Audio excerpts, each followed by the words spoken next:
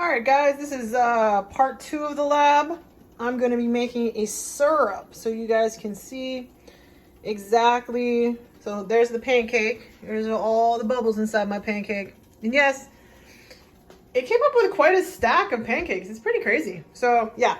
So anyway, there's my ridiculously large pancake. This is what's going to become my syrup. I'm going to turn it down a little bit so that it doesn't go ridiculous. Now, I don't do maple syrup. I don't really care for it too much. It's okay, but it's not my favorite. I prefer to put jelly on my pancakes. And as we're sitting here, I might as well flip this over. Yeah, big old one. And look at the heft of that. Look at the size of that pancake. That's crazy. Okay, so anyway, the second part of this experiment, the reason why I'm making a syrup is because a lot of you love to drink soda. And we know that we are working with gases anyway. So as you can see inside the Sprite that I have right here, what I was going to do is I was going to show you if you remove enough of the gases and you evaporate enough of the water, that you can make a syrup out of pretty much any liquid that's sugary. So what I'm going to do is that I showed you how to set it up right now. So essentially, like I said, I just put a little pan as flat as possible. Like I wanted it spread out as much as I could. And then I'm just gonna let it cook for a while. I have it on a medium-low heat. I just want it to evaporate off.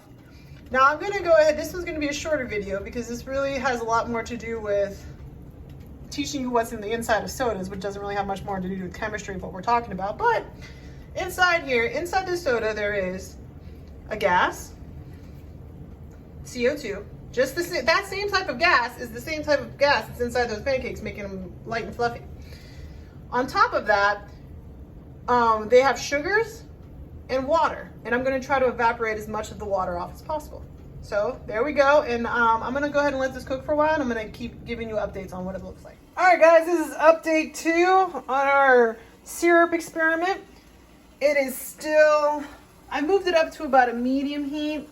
We're about 10 minutes in, and as you can see, it is really steaming. When you look off of it, you can see the steam coming off of the actual pot or the pan, and we are working on that. So, whoa, sorry, my finger's in the way. So we are probably down, because I poured it in until the little knobs were covered. So we've gone down about probably 2 millimeters, 2 or 3 millimeters. So we're gonna go ahead and do another 10, 15 minutes. And then I will show you the material again. So this is update 2.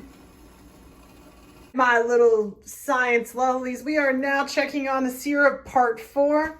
As you can see, all of my electronic stuff had to go in this corner because they have been working on my electrical. Now, luckily, my disposal still works, but all those wires back, like these on the side and that, those are all live, so I need to stop playing with that. And this outlet doesn't work either. As you can see, there's still dust, but at least they put the thing back on. And keep in mind, I love my apartment people, but I wanted to show the kids, no dishes in the sink, no mess on the countertops. If you are doing this lab, you, my friends, are going to clean up. All right, so if your parents tell me that you're not cleaning up, it's not going to be good. So here is 40 minutes in. We have now got rid of the vast majority of our water out of our soda. And now we've gotten rid of all of the bubbles that was originally in there. Now, as you can see, it's super gross because that stuff in there, it actually smells like cotton candy, to be perfectly honest with you. But I'm trying to get it where I'm not going to burn or set my thing on fire. Here, let me grab this other silicone mat. All right, we've taken off the vast majority of water. This is 40 minutes in. Look at that. That is what you put in your body with that soda. I took off all the water, and this is what's left. I'm gonna continue letting it go for another, let's say, 15 minutes, because we are now 45 minutes in. It's kind of, well, actually we're technically 50 minutes in because I was about 5 minutes late timing it. So this is about 50 minutes in, and we are still at the medium low. So I'm going to give myself another 15 more minutes, and we'll see if we can get it down all the way. Because that, my friends, is what you're spooning into your body. So look at we can put that on our pancakes. It's a sugary syrup. Look, if it cools off a little bit, it's going to be nice and thick. But it actually smells like a lemon lime type of burnt sugar. So it's kind of cool so far. All right, this is the final check. Final check. I'm doing it on my fingers. That timer for an hour just went off. I have now cooked the can of soda for an entire hour. And all I have left is this absolutely ridiculously sugary and weird. Oh, by the way, you got to turn off the stove though. When you look at this stuff, this has been cooked for an hour. That is what you're putting in your body.